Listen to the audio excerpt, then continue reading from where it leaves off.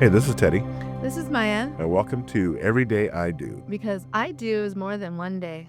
So, we're going to go ahead and get right into this. One of the quiet dangers is marriage is not conflict, but it's drift, like drifting away from each other.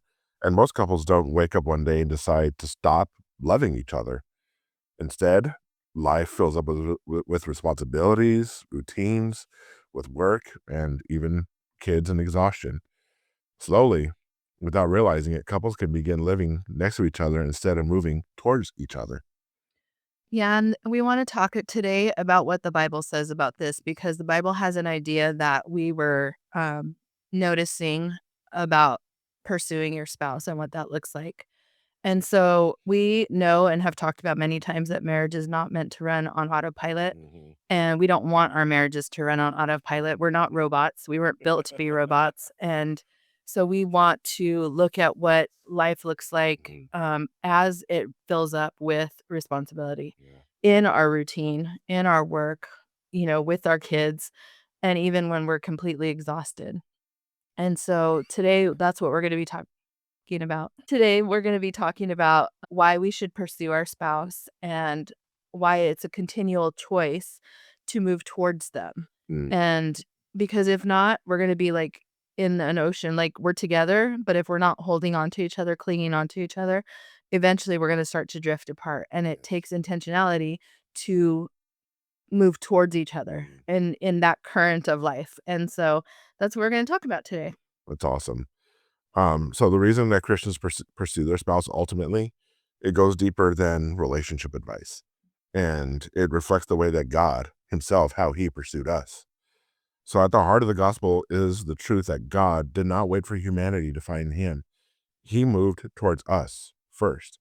And in 1 John 4:19, Scripture says that we love because He first loved us. So from the very beginning, God is the one who initiates the relationship that we have with Him. After sin entered the world in Genesis 3, God immediately goes searching for Adam and Eve. Yeah, and we see this throughout the Bible. We see if you read the Old Testament, we see people moving away from God Mm. and God calling them back Yeah. and all the time. And we see but even like think about King David. Like he was there, had a really but then he would start to wander and stray and sin. And yet God was always there calling him back to himself. And that's what he wants with us. He's a restoring God and he wants Mhm. to restore relationship. He continually shows us mercy Yeah. when we drift away. And so his example in the Bible is the example we should take, just showing each other what that looks like when one of us starts to maybe be a little more distant or Drift. drift away. But the ultimate expression that we see in the Bible is Jesus, Mm.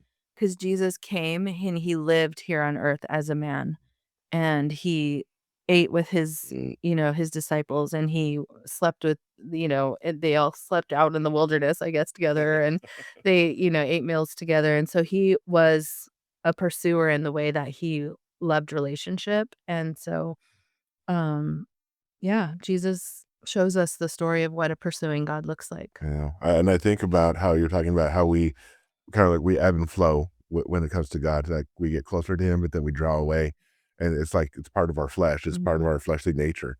Even when Jesus asked His disciples to stay up and pray with Him, mhm, and they fell asleep, He mhm, said, "Could you not tarry with me for 1 hour?" mhm. And it happened multiple times Yeah, where they just like their flesh was just yeah. overcame.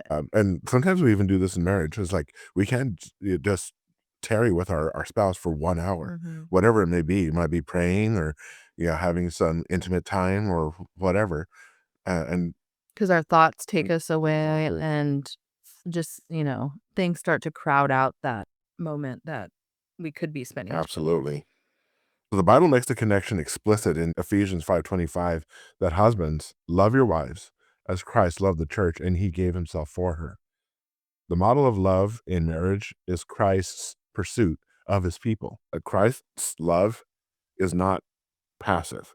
I mean, he's active in pursuing us. He initiates the relationship. He sacrifices. He forgives, and He restores. And above all, he remains faithful.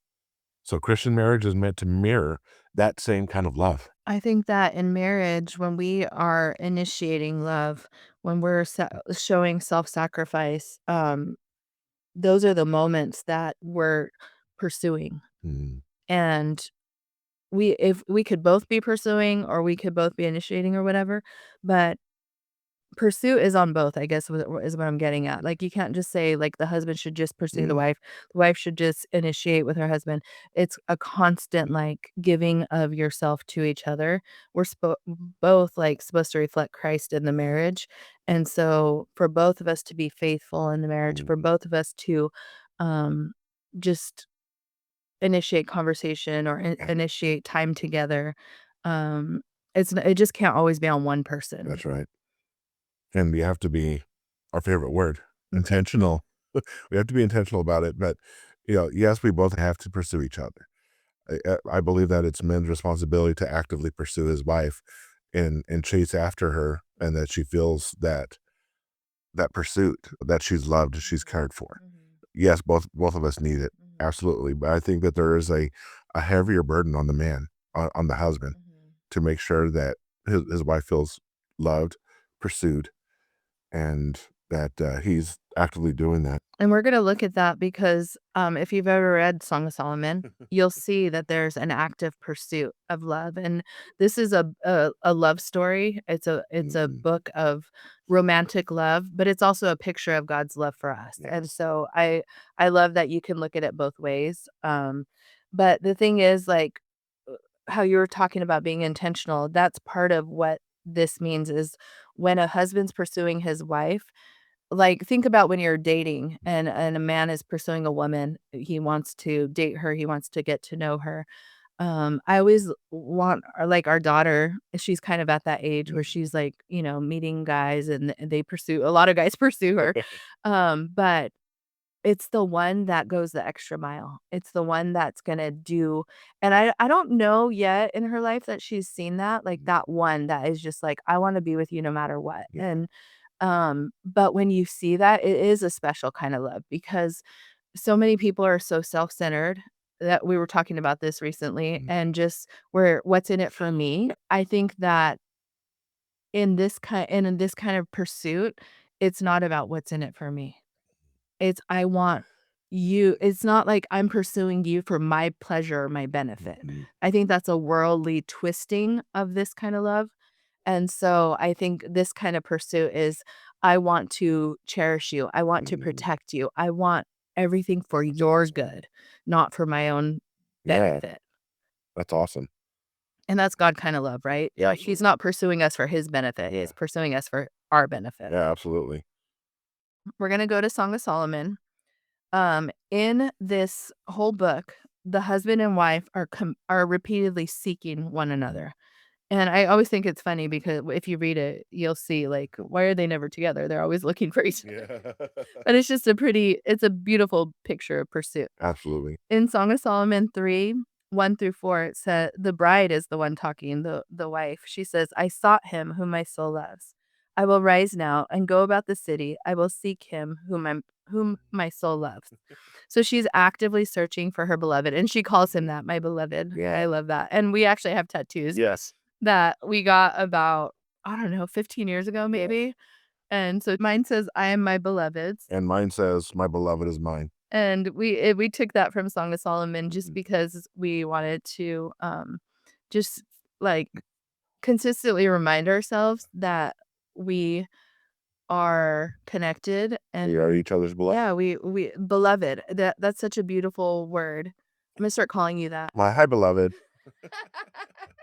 Instead of honey, I'm home, Yeah, it's beloved. beloved, where are you? I'm looking for you. But I love that my tattoo actually, it's my only tattoo. Yeah. It actually is a conversation starter. People ask, Yes. what does that mean? And I'm more than happy to say, my beloved is my wife. Yeah. And, we took this from the Bible. And by the way, do you read the Bible? Yeah. Do you know Jesus kind of thing?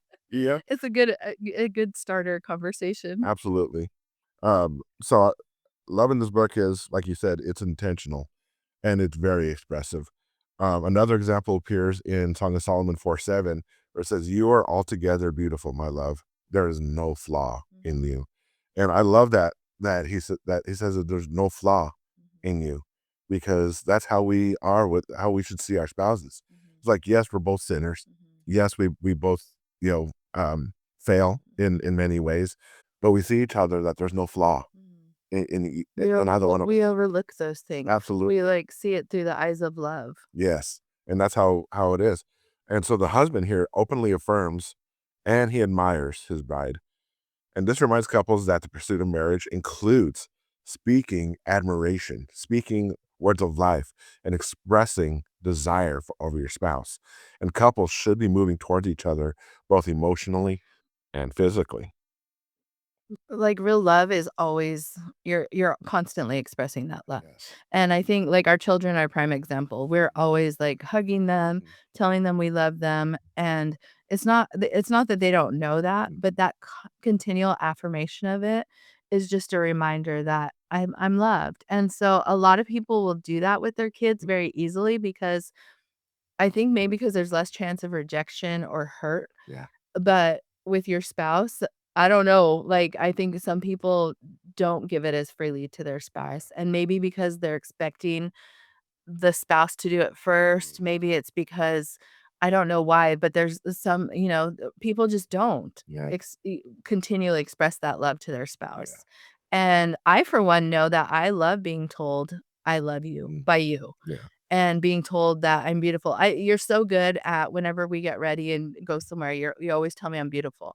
And it's not like because I have makeup on. It's not that at all. But it's just like an affirmation of like you're beautiful, you're my wife. Mhm. I admire you. I love Absolutely. admiring you. Yes. And I love when I tell you that when you don't have makeup on. Yeah. And you kinda like, "Come on." Like what? Yeah, exactly, but you are, you truly are. So love is not assumed, it's continually expressed. We have to be expressive toward each other Mhm. about, your, um about moving each other emotionally and physically. I Mhm. love that. One of the most relatable moments that we've read in Song of Solomon comes in chapter 5. The husband comes knocking at the door and calling to his bride, "Open to me, my sister, my love." But she Mm. hesitates.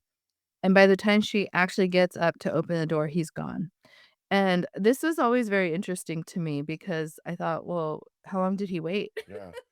Was it like an hour or was it like 30 seconds? Yeah. But however long it was, by the time she got there, she did hesitate. She didn't go right away. Maybe she was getting ready. I Kinda don't hard to get. know. Yeah. But this small moment actually shows us something. It shows us that hesitation or being complacent Mm. can actually hurt your love. Mhm. It can cause, and so what this makes me think is, um, say you're like expecting love or affection Mhm. from your husband. I'm speaking as the wife. And it doesn't come the way you think it should, Mhm. how quickly it should, or um I don't know, just it doesn't come the way you want it. And so then you kind of withhold your words and you withhold your affection, Mhm. and it like creates this distance between you. And it's almost like a power struggle in a way Yeah. because you're like, if I don't get what I want from you, you're not getting what you want from me. And that is that can create some dysfunction Yeah, in it your really can. marriage. Wow. Yeah. So this is where many marriages actually struggle. It's not because of dramatic conflict, but because of familiarity and routine. Life gets busy and the relationship becomes predictable and affection becomes assumed rather than expressed. So instead of pursuing each other, a lot of couples begin coexisting. What we call that is becoming roommates Mhm. instead of an actual married couple. We were just talking about that with a couple, and they were like, "How do you avoid the roommate Mhm. situation?" But I think that goes back to being intentional. Yeah. Like, if, for instance, you don't date often or Mhm. you don't spend time together just on a regular basis because you're busy or Mhm. because whatever. What if the husband one day just came and was like, "I'm gonna take you out to dinner. Go get ready." And she was like, "What?" Like, it took her off guard. Yeah. Um, but I don't think she'd be like, "No, I'm not going." Like, I don't know that any wife would be like, "No." we're not gonna do that. I think she'd be excited. Yeah, And absolutely. so I think that in some ways, just surprising each other Mhm. can can bust through the routine of familiarity. Yeah, absolutely. Well, one thing you have to realize too is that routine in and of itself is not really the problem. That in Ecclesiastes 9:9, scripture says, enjoy your life with the wife whom you love. And so the Bible assumes that ordinary life together, meals, work, responsibilities, and shared years. So routine can actually build some good things like stability and trust and security. But the real danger is when intentional love disappears within those routines. So great marriages don't escape ordinary life. And great marriages, they thrive on, they have those routines, but they thrive on the intentionality of pursuing each other. And they choose each other again and again within it. So every marriage will experience seasons where pursuit fades and routine takes over.